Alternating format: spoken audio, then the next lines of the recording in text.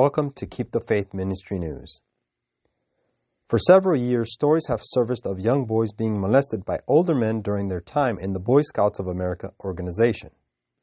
Numerous cases of predatory scout leaders have made the news over the years. But since the organization filed for bankruptcy protection in February, advocates and lawyers from across the country have been encouraging victims to come forward with their accusations of abuse. This week, the Associated Press reported that nearly 90,000 sexual abuse claims were officially filed against the Boy Scouts of America.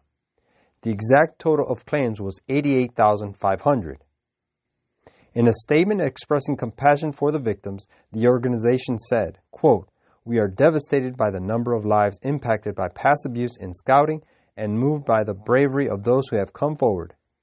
We are heartbroken that we cannot undo their pain." The victims who came forward with complaints will be included in a compensation fund that will be established after the bankruptcy trial. Andrew Van Arsdale, a lawyer with a network called Abused in Scouting, said the Boy Scouts of America spent millions in advertising to encourage victims to come forward. The Boy Scouts said it intentionally developed an open, accessible process to reach survivors and help them take an essential step toward receiving compensation. The response we have seen from survivors has been gut-wrenching. We are deeply sorry. Many of the accusations go back as far as the 1960s, 70s, and 80s, which was before the organization began doing criminal background checks and intentionally preventing adults from being alone with children. However, there were nearly 2,000 reported cases of abuse within the Boy Scouts of America prior to 1994. And at least one abuse incident as recent as 2006. Quote, "More sexual abuse claims will be filed in the Boy Scouts bankruptcy than all claims filed against the Catholic Church throughout the nation," the Torts Claimants Committee said. Quote, "Sexual abuse in scouting is unprecedented, and the remedies for victims must likewise be unprecedented," said the committee's chairman, John Humphrey.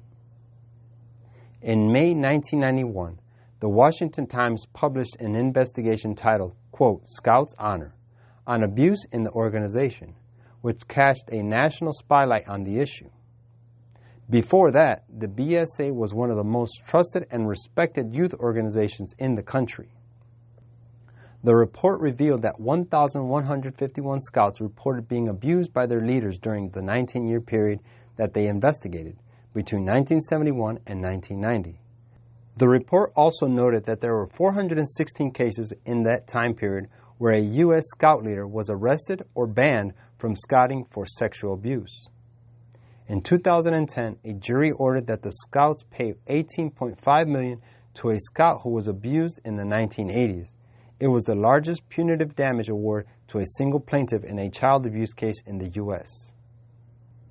Quote, "And God saw that the wickedness of man was great in the earth, and that every imagination of the thoughts of his heart was only evil continually.